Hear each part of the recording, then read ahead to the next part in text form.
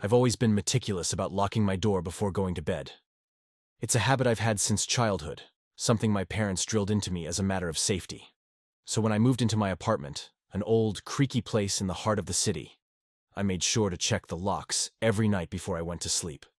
The deadbolt, the chain, the handle lock. I'd check them all, sometimes twice, just to be sure. It was a routine that gave me peace of mind, a small ritual that helped me sleep soundly through the night.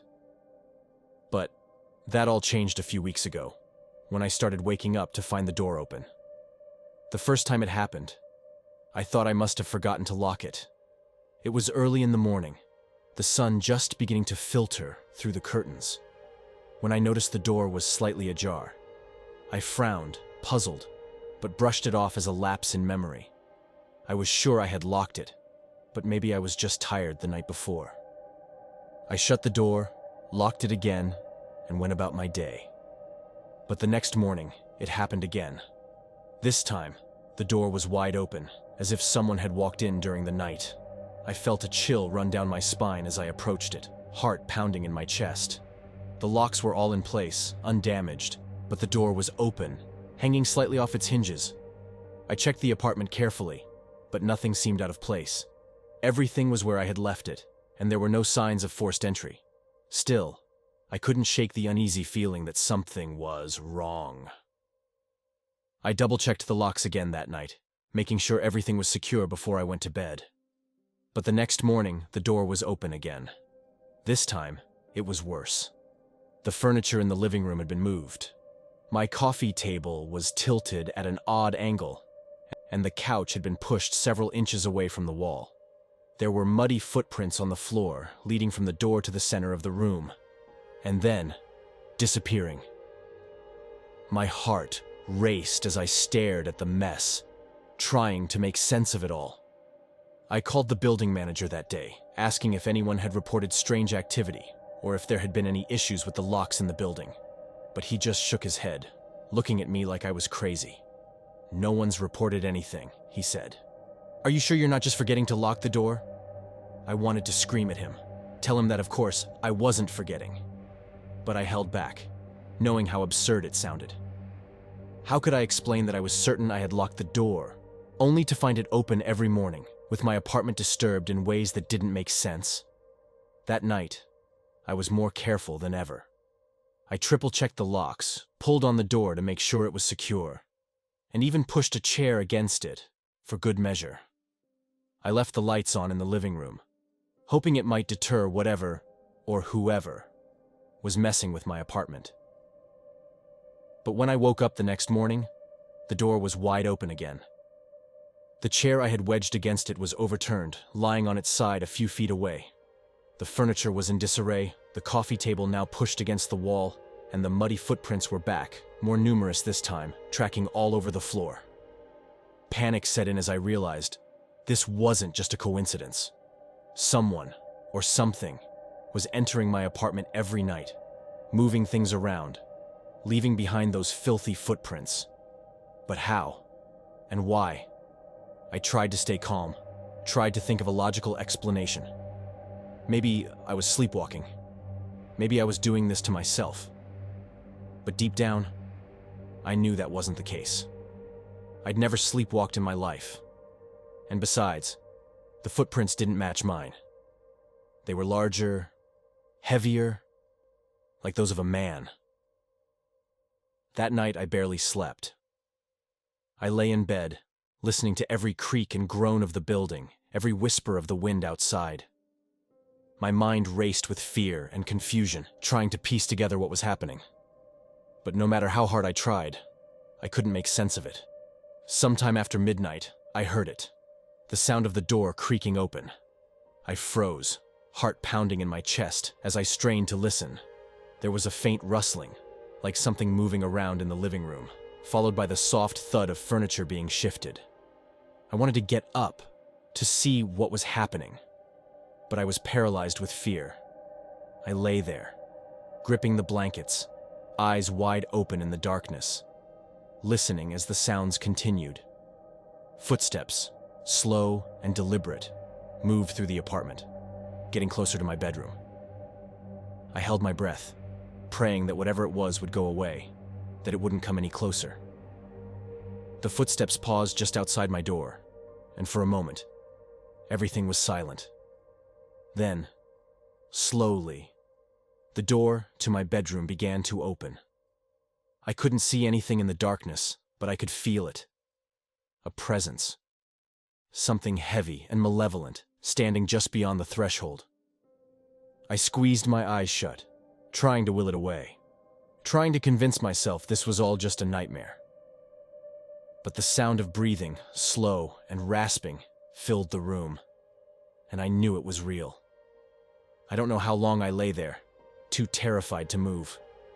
Eventually, the breathing stopped, and the presence seemed to retreat. The door closed softly, and the apartment fell silent once more. When I finally dared to open my eyes, the first rays of dawn were filtering through the curtains. I got up, trembling, and found the door to my bedroom closed, but the front door was wide open again. The living room was a mess. Furniture overturned, muddy footprints everywhere, even on the walls. I didn't stay to figure out what had happened. I grabbed my keys, my phone, and ran out of the apartment, not caring that I was still in my pajamas. I left everything behind, the door wide open, and didn't look back. I don't know what was coming into my apartment at night, or why it was doing this. I don't want to know. All I know is that I'm never going back there.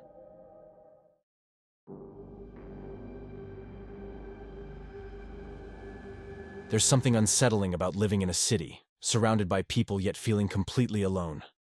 You'd think the constant noise, the bustling streets, and the ever-present lights would be comforting, a reminder that you're never really by yourself. But for me, it was the opposite. My apartment, perched on the 6th floor of an aging building, was a sanctuary of silence amid the chaos below. And it was in that silence that I first noticed the figure in the window. It started a few weeks ago. I'd be lying in bed, scrolling through my phone or trying to read, and out of the corner of my eye, I'd catch a glimpse of something across the way. The building opposite mine was just close enough that I could see into some of the windows, though most of the time, the curtains were drawn and the lights were off. But not this window. Every night, like clockwork, the light in that window would be on, and there would be a figure standing there, shrouded in shadow. At first, I didn't think much of it. Probably just someone up late. Maybe a night owl like me. But as the nights went on, I began to notice something strange. No matter what time I looked, the figure was always there. It didn't matter if it was midnight, 2 a.m., or even just before dawn. They were always standing in that window, staring out into the night. I never saw them move, never saw them turn off the light or leave. They just stood there, a dark silhouette against the dim glow of their apartment. The first time I really took notice was one night around 3 a.m. I couldn't sleep, so I got up to grab a glass of water. As I walked back to bed, I glanced out the window, and there they were, just like every other night. But this time, something felt different. The figure seemed more defined, the darkness around them almost palpable. I felt a chill run down my spine, but I couldn't look away. I stood there for what felt like hours, staring at that figure, waiting for them to do something. Anything, but they didn't move. Eventually, I tore myself away and crawled back into bed. But sleep didn't come easy that night. The next day, I tried to brush it off. Maybe it was just a trick of the light. Or maybe I was seeing things in my tired state. But deep down, I knew something wasn't right. I couldn't stop thinking about that figure. The way they just stood there, night after night, never moving, never leaving. That night, I decided to confront it, or them, I should say. I sat by my window, watching, waiting for the figure to appear. And sure enough, as soon as the sky darkened, there they were, standing in the same spot as always. I hesitated for a moment, then grabbed my phone and dialed the number for the building across the street. It was late, so I wasn't sure if anyone would answer, but after a few rings, Someone picked up. "Hello?" A groggy voice muffled on the other end. "Hi. I'm sorry to bother you, but I live in the building across from yours, and I was wondering if you could check something for me," I said, trying to keep my voice steady. There was a pause. "Check what?" "There's someone in the window across from mine, on the 6th floor. They've been standing there every night, and I just wanted to make sure everything's okay." The person on the other end of the line didn't respond right away. When they finally spoke, their voice was uncertain.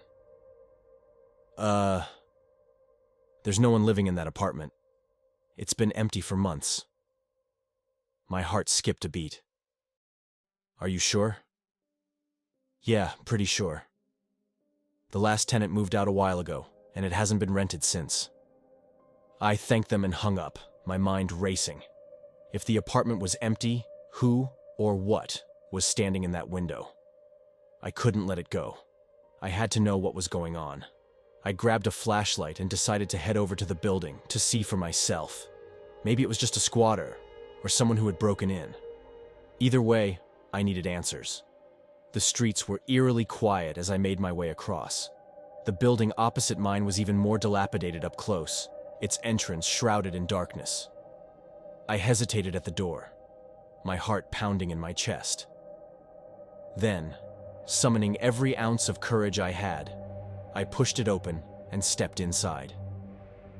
The lobby was empty, the air thick with dust. I could hear the faint hum of electricity, but otherwise, the building was silent.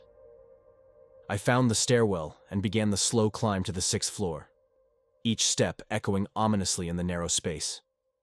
When I reached the 6th floor, I paused outside the apartment in question, my hand hovering over the door handle. The door was slightly ajar, and through the crack, I could see the faint glow of a light inside. I took a deep breath and pushed the door open. The apartment was empty, just as the person on the phone had said. But the light in the window was on, casting long shadows across the bare walls and floor. And there, in the middle of the room, was the figure. But it wasn't a person. Not really. It was a shadow, darker than the surrounding darkness, with no discernible features, no substance.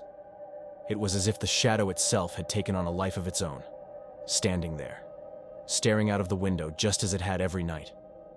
I froze, unable to move, unable to breathe. The shadow didn't turn and didn't acknowledge my presence. It just stood there, as if it were waiting for something, or someone. And then, slowly, it began to fade. The edges blurred, the darkness receding into the walls, until there was nothing left but the empty room and the faint light in the window. I don't remember leaving the building. The next thing I knew, I was back in my apartment, the door locked behind me. I was shaking, my mind racing with questions and fears I couldn't even begin to answer. But as I sat there, trying to make sense of what had just happened, I realized something even more terrifying. The light in my own apartment had been turned off, and in the reflection of my window, I saw the shadowy figure standing behind me.